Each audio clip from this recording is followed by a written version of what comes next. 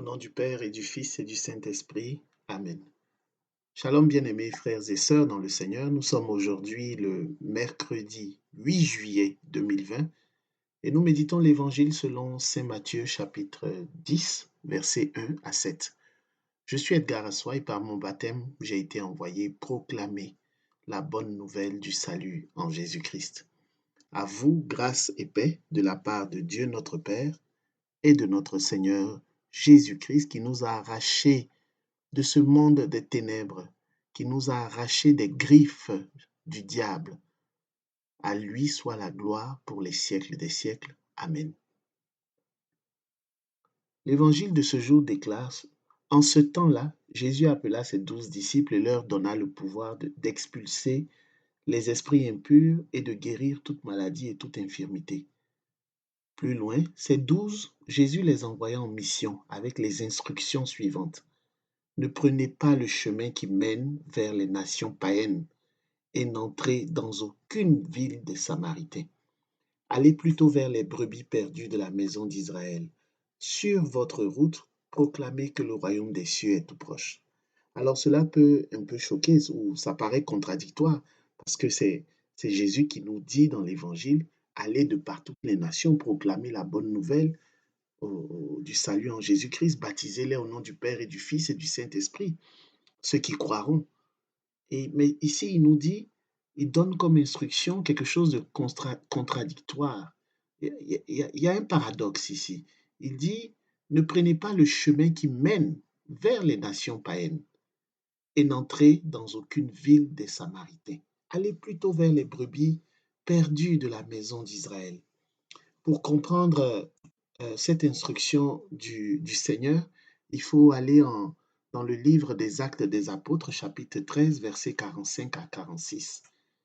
Les Juifs, voyant la foule, furent remplis de jalousie, parce que les Juifs se rendent compte que la foule apprécie, la foule est joyeuse en écoutant la parole de Dieu. Alors, ils s'opposaient à ce que disait Paul en le contredisant et en l'injuriant. Paul et Barnabas leur dirent avec assurance, c'est à vous, premièrement, que la parole de Dieu devait être annoncée. Mais puisque vous la repoussez et que vous vous jugez vous-même indigne de la vie éternelle, voici, nous nous tournons vers les païens. Nous nous tournons vers les païens.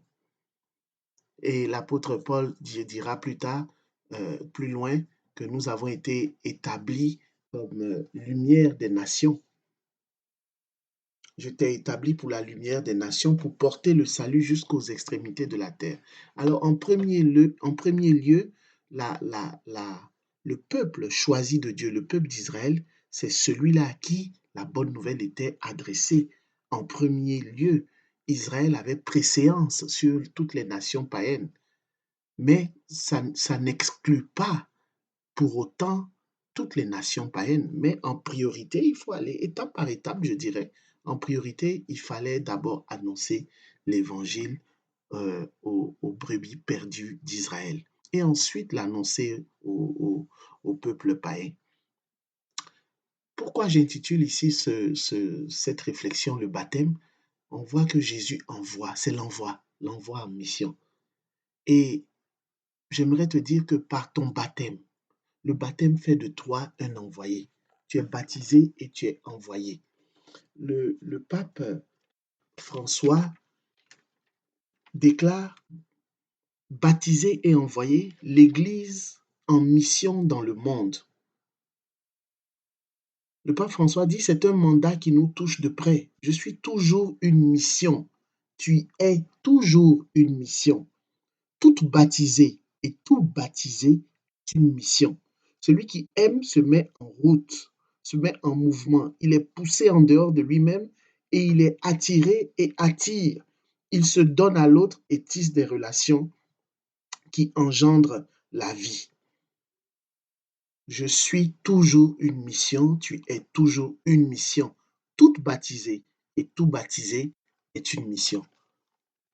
Par ton baptême, n'attends pas une révélation extraordinaire, en songe ou en une apparition du Seigneur pour te dire, va, je t'envoie en mission. Par ton baptême, tu as déjà reçu la vie de Dieu par ton baptême, tu es devenu, tu as obtenu la grâce de la paternité divine, mais aussi de la maternité. L'Église est ta mère et Dieu devient ton Père. Tu as reçu la vie de Dieu. Ton salut passe par ton baptême, oui, mais ton baptême fait de toi aussi un envoyé. Ton baptême fait de toi un disciple missionnaire. C'est important de marteler ce même message. Ton baptême fait de toi un envoyé de Dieu. Alors mets-toi en route, debout, lève-toi, ne reste pas là à te morfondre ou à appesantir sur ton grabat, sur ton lit, sur tes problèmes, sur tes péchés. Debout, lève-toi, mets-toi en route et annonce l'évangile à temps et à contre-temps. Que la paix du Seigneur soit avec toi. Au nom du Père et du Fils et du Saint-Esprit. Amen.